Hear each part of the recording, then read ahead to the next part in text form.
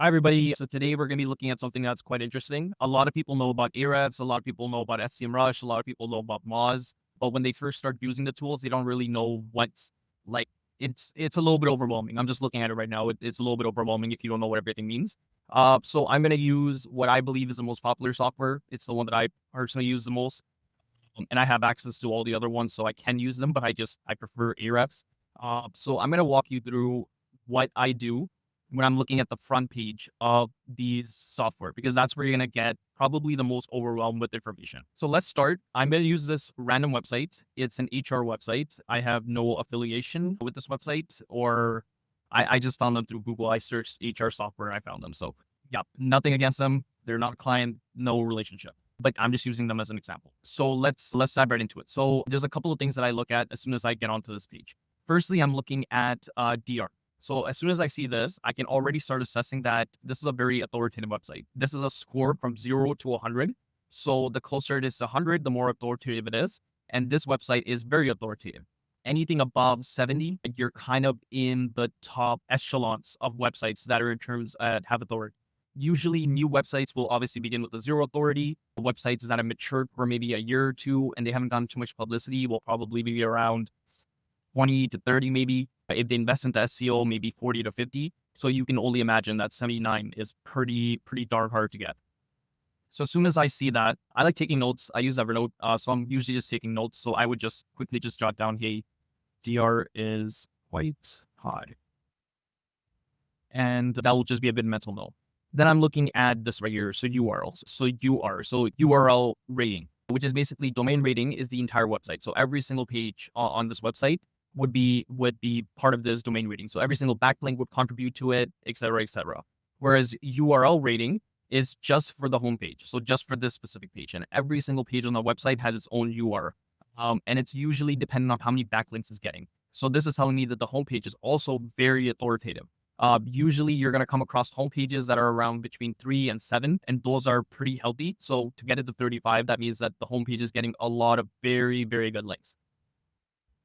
Then I'm looking at backlinks. I don't really pay too much attention here because I'm more so looking at referring domains. The only reason I would focus on backlinks is if the ratio is like completely off. So let's just say they have 10 backlinks and they have 47,000, they have 10 referring domains and they have 47,000 backlinks. That would trigger something. That would basically mean that one of those websites is giving or maybe all 10 of those websites is giving 47,000 links, which is impractical because let me actually show you.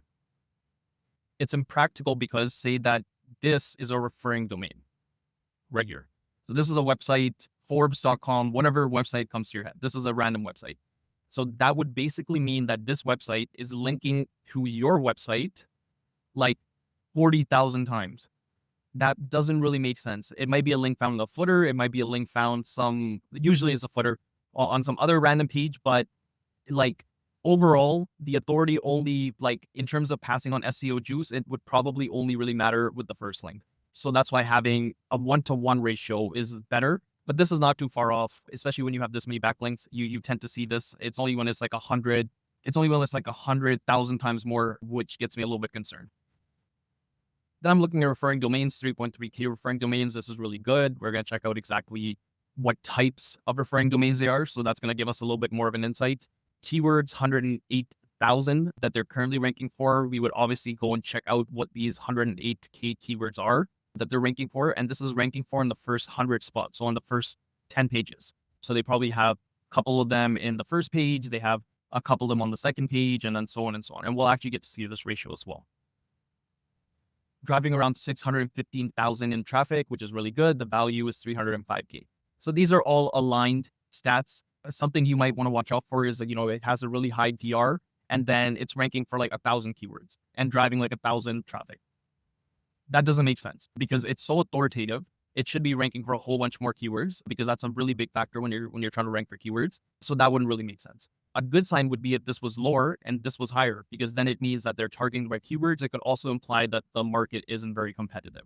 So these are some of the things I'm looking at. I'm not going to click through any of these because if I do, then this would become an extremely long video. So yeah, the next thing I'm going to do is probably click through hypothetically to the paid keywords. So I want to quickly check out what kind of keywords that they're already paying for, because that will give me an idea as to what are the valuable keywords. Obviously, if you're the marketing person for the company, You would already know that though, but still it's interesting to look at. So this is a little bit of an outline as to what's kind of going on with the company over some timelines. If you look at other tools, so if I looked at this exact same website on SEMrush, it's going to give me slightly different numbers. We can actually do that right now. One sec. So this is SEMrush. This is another tool that I frequently use. And as you can see, the trajectory is kind of the same, but well, this is, let's just see 2 years. Yeah, more or less, it looks pretty much the same for this company. For other companies, you're going to see a bit of variance. They both have their own spiders that crawl the net, so they tend to have different results. But for this one, it looks pretty consistent. But don't be surprised if you check out another website and it doesn't look like this. So, yep, pretty similar. Yeah, I'm looking at this. I'm looking at probably 2 years first and just seeing what's kind of developing. If it's a newer website, then obviously I would just get 1 year. Then I just kind of go up. I want to see what's kind of happening to the website. So it looks like they already started in a pretty good spot. Even in 2020, they were DR51. So that's amazing. And you can see only 3,000 traffic. So something is definitely, a bit off here, because with that authority, you can rank for a whole bunch of different keywords. So that's pretty interesting. And then it starts to pick up around June of 2022, and it picks up pretty aggressively, which is really good. There's some minor bumps, but overall, this seems like very healthy growth. Same thing with your DR. It's going up in a pretty healthy manner. I would check out where the traffic is coming from. Sometimes you'll see, because India has such a big population, especially with internet users, for some high level terms, they tend to dominate. But it's really good that, you're seeing United Kingdom, which I'm assuming is the place where they're currently operating in, that has extremely good traffic, extremely good growth. Keywords are kind of going down. We'll check that out. United States, India, Ireland, Philippines. So like, don't be surprised if you see countries with really big populations taking up some of these traffic. Just making sure that the countries that you want or you are operating in are the top ones, and they are growing. We'll come down here. We'll look at this. So this is really interesting. Once again, this will tell you keywords and just how they've kind of grown in every single position. So you can see 1 to 3. That just means how many keywords they have in positions 1 through 3. This would include branded, non-branded. So basically, this is just like a high level. It doesn't really give you too much context, but it gives you enough context to say that, yeah, this website is doing okay. It's never been hit with a penalty as far as I can see. And it looks like good organic growth. This is interesting. It's trending down, which is something I would probably look at. So I would basically compare December 12th to January 17th. And I would see what are the 107,000 keywords over here, and what are the 118 keywords here, and why did we lose like almost more than 10,000 keywords? Like, what were those keywords? Were they just low value keywords that you don't really need anyways? Or were they really good keywords and you want to maybe try to get them back? The other thing I would do is I would compare this peak, because it's pretty pronounced, right? In comparison to everything else. I would compare December or September 20th, 2003 with once again today's date. And I would see what are the discrepancies. Are there any valuable keywords we lost? Are they all trending back to the same blog? Maybe we, inadvertently turned off a blog that was doing really well and now it's not getting any of the traffic. So these are all things you can very realistically discover when you do this exercise.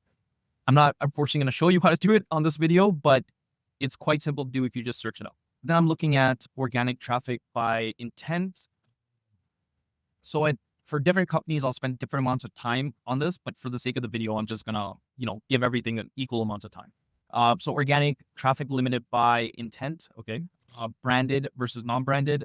So once again, this is really good. This is a pretty healthy mix. So it seems like it's 1/10 branded and 9/10 non-branded, which is really good, mainly because it's a humongous website. For companies getting less than like 50K or 10K, you're going to have a bigger branded number normally. I'm not saying bigger than non-branded, but normally it's usually like 20-30% of the traffic that's coming through, as far as I've observed. And the smaller the website is, usually that number tends to grow because your brand is more known than the content that you're putting out. So yeah, that's what the traffic kind of looks like. And then you get into informational. So for such a big website, yes, this makes sense because transactional terms and commercial terms are far and few in between. There's only a handful of those. So for this one, it would be like HR software, payroll software, maybe payroll software for different industries, maybe payroll software for different locations. But there's a handful, and they don't get searched very often. It's only like the most bottom funnel people that are searching for it. Whereas informational, like how to fill out a timesheet, how to conduct an interview, these are way more searched. So they tend to drive a lot more traffic. But like ideally, it's not 1%, right? Or maybe it's even lower than that. 0.1%. I would look into this and I would try to see what are some other transactional terms that we can rank for and how can we drive more traffic from the terms that we already rank for, because it's only 5K. Once again, really small. Like it's like 1% of the informational traffic.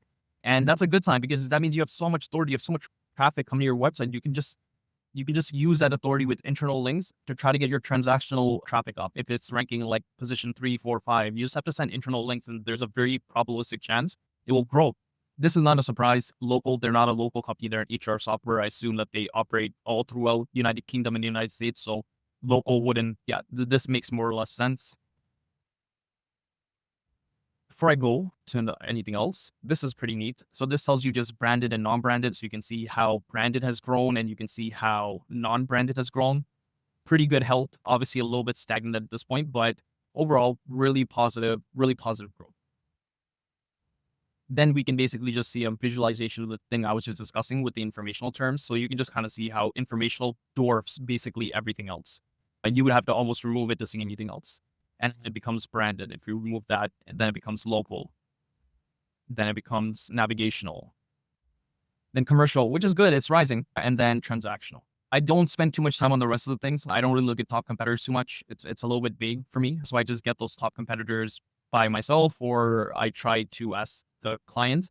But yeah, if you are really struggling, you can probably turn to this and we'll give you a whole bunch of other ones. Don't really spend too much time here. I'm not really looking at the technical stuff here either. I would rather just run a report on Ahrefs or Skimming Frog. So I'm not really paying too much attention here either. Then we get into this part, which is a high level overview of the referring domains or backlinks.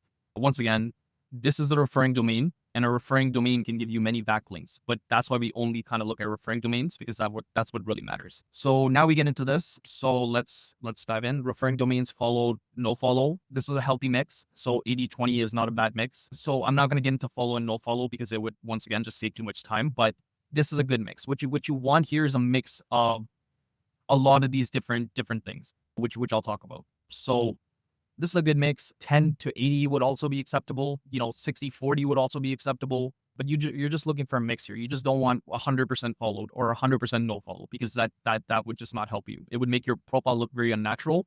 And if it was 100% no follow, then you would get no authority. So you wouldn't be at a 79. Then we get into backlinks, followed, no followed. Yeah, so this is just a breakdown similar to the other one. This is quite interesting. This tells you basically, so you're getting a backlink, right? So your website is very authoritative, but that largely depends on the authority of the websites that are giving you backlinks. So basically, this is breaking down how authoritative are the websites that are giving you links.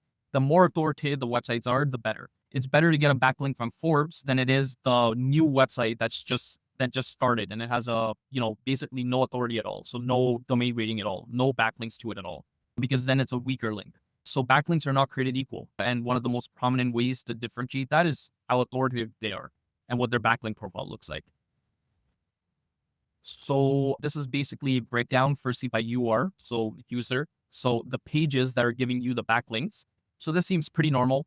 Like I said, it's quite rare to even see a 30 UR, because that just means you have so many backlinks to that page. Usually it hovers around 3 to 10.